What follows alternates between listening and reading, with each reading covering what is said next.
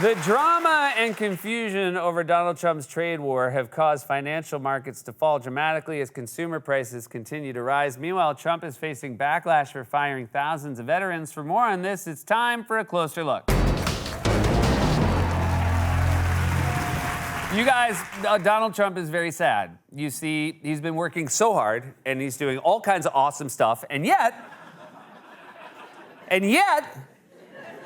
those stubborn, withholding Democrats, a few of whom I risk may be here tonight, still won't give him a pat on the back. I look at the Democrats in front of me, and I realize there is absolutely nothing I can say to make them happy or to make them stand or smile or applaud. Nothing I can do.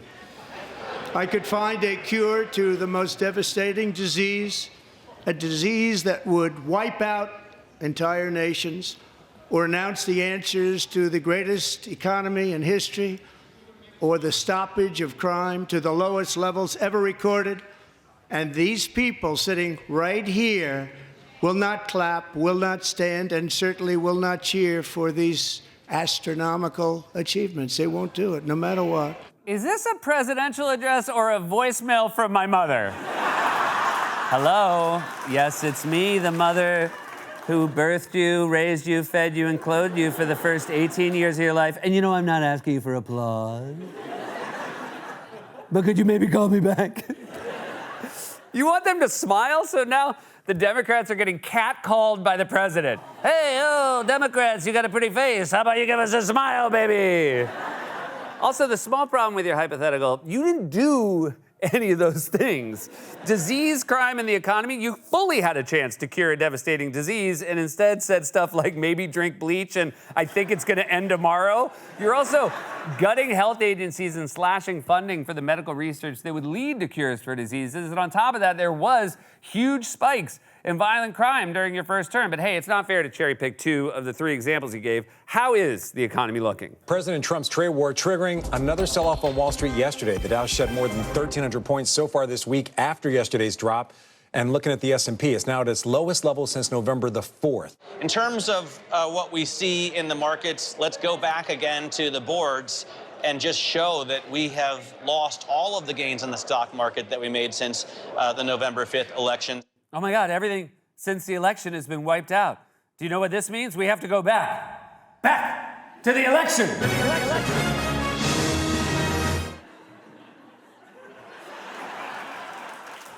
Didn't work. I thought it would work, it didn't work.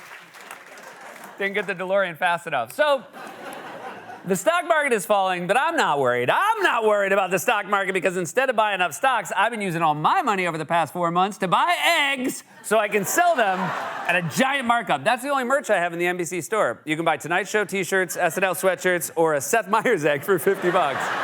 And to be clear, it's a normal chicken egg sold by Seth Meyers. A little Seth Meyers does not hatch out of the egg, even though I do think that would be cool, and I did try to make it happen. I called the NBC store and I said, could we sell a Seth Meyers egg? And they said, what? And I said, could we sell an egg that has a little Seth Meyers inside of it? And they said, what are you asking us? And I said, what are you not getting? It is an egg.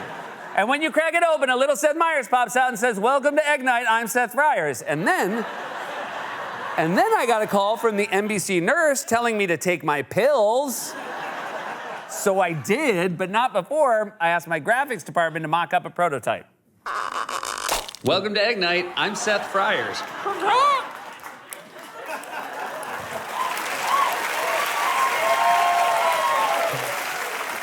Hey, you guys, but no need to worry about eggs anymore because according to Fox News and Trump's Secretary of Agriculture, and this is a real thing, they said, you don't need to buy eggs because you can just get some chickens for your backyard. Well, I have chickens in my backyard. They just started laying, and yesterday I got 5 eggs. I guess my question, if you could make it just really quick because I'm out of time, is part of the solution more small farms? Because when avian flu hits and you have these giant industrial farms and these chickens, which I don't think the eggs are as good anyway, is part of it just investing in smaller farms, encouraging that? I think the silver lining in all of this is how do we, in our backyards, we've got chickens too in our backyard, how do we solve for something like this? And people are sort of looking around thinking, wow, well, maybe I could get a chicken in my backyard. And it's awesome. I agree with you. Yeah, I think everyone who isn't a farmer right now wants to be. I'm sorry, that's the silver lining? I need to take care of chickens now? First of all, I don't have a backyard. I live in an apartment in New York City. I can't even put out a doormat without 15 emails to the co-op board about the approved colors and dimensions. I haven't asked her yet, but I'm almost certain Carol in 9C isn't cool with the chickens. Basing that on the fact that the last time she saw my 8-year-old son, she said, if you leave your scooter in the stairwell again, I'll see you in hell. That was too much, Carol! Also, can we go back to this? Yeah, I think everyone who isn't a farmer right now wants to be. I don't want to be a farmer. I mean, look at me.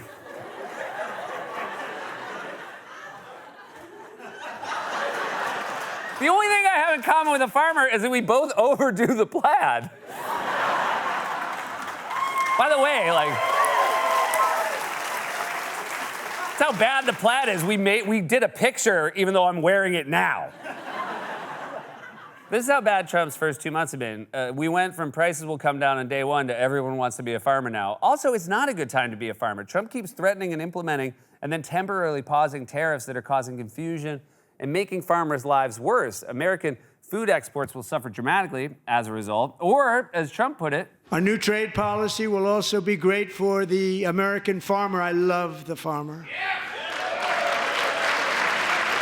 Who will now be selling into our home market, the USA, because nobody is going to be able to compete with you. The tariffs will go on agricultural product coming into America, and our farmers, starting on April 2nd, it may be a little bit of an adjustment period. Our farmers are going to have a field day right now. So to our farmers, have a lot of fun. I love you too. there is no clearer sign that someone is a psychopath than saying, I love you too, when nobody said I love you. If your grandpa did that, you'd sign him into Golden Acres tonight. Yeah, he just keeps saying that a farmer loves him, but we don't know any farmers.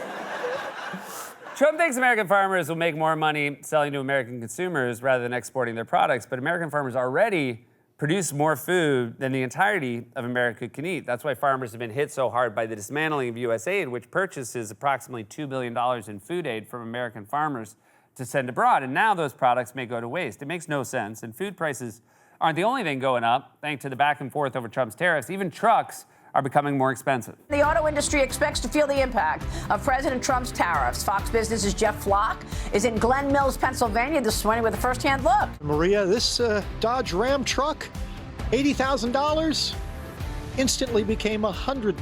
$100,000? That's like 6 eggs. So farmers won't even be able to afford trucks anymore. You think they're gonna have fun loading up a Prius hatchback with corn? Trump is hurting his own voters. I have to assume most Dodge Ram drivers are Republicans. You don't see many trucks with bumper stickers that say, come and take it, with a picture of an everything bagel.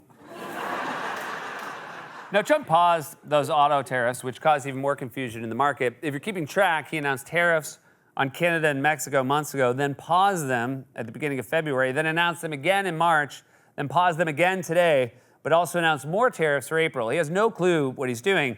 I think he honestly just likes saying the word tariff. I always say tariffs is the most beautiful word to me in the dictionary.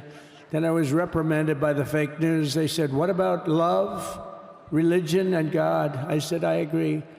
Let's put God number 1. Let's put religion number 2.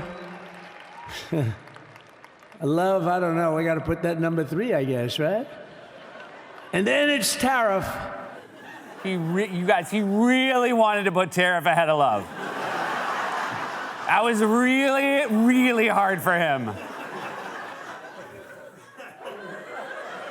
I think you're growing as a person. You know, they say love is love is love, and to that I say tariff is tariff is tariff. We love the word tariff. You know why? Because T stands for Trump, A is the grade I give myself, and I love to riff.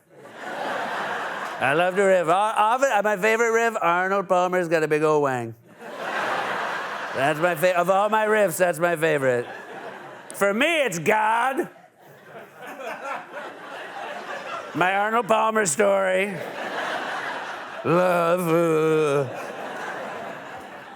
It's almost as if Trump is trying to plunge the economy into a recession. I mean, if you were trying to crash the economy, I don't know what you do differently, because while he's jacking up prices, he and his Doge hatchet men are also slashing away tens of thousands of jobs. They want to eliminate the Department of Education, which they can't do, destroy Social Security, privatize Amtrak and the Postal Service. They plan to cut the Department of Veterans Affairs, and they've already fired thousands of veterans, arguably one of the most politically toxic things you can do. And when asked, Trump's team basically shrugged and said, too bad. Is the president starting to think about maybe some of those veterans who worked for the federal government and maybe what the administration can do to at least help salvage their lives? Well, as you know, we care about veterans tremendously. I mean, that's something the president has always cared about. Anybody in blue, anybody that serves this country.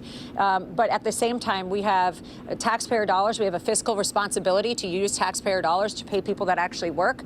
That doesn't mean that we forget our veterans by any means. We are going to care for them in the right way, but perhaps they're not fit to have a job at this moment or not willing to come to work. They're not fit to have a job right now and not willing to come to work? They served in the military in war zones. The guy you work for spends most of his time haunting golf courses, like the ghost of a guy who got eaten by a crocodile in the 12th hole. Yep, the legend of Slow Donald. He was reaching down to wipe a blade of grass off his top flight, and the gator swallowed him whole. They say if you're on the course at night, you can still hear him screaming, "Mulligan!"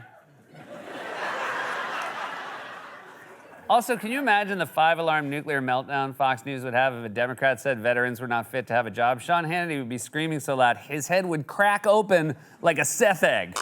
Welcome to Egg Night. I'm Seth Fryers. Right. It's awesome. Why are they doing it? Trump is dismantling the government and firing thousands of people while prices continue to rise, thanks in part to his on-again, off-again trade war. No one knows what Trump is doing, and that seems to include Trump. To put it politely, Donald Trump is just not fit to have a job at this moment. This has been a closer look.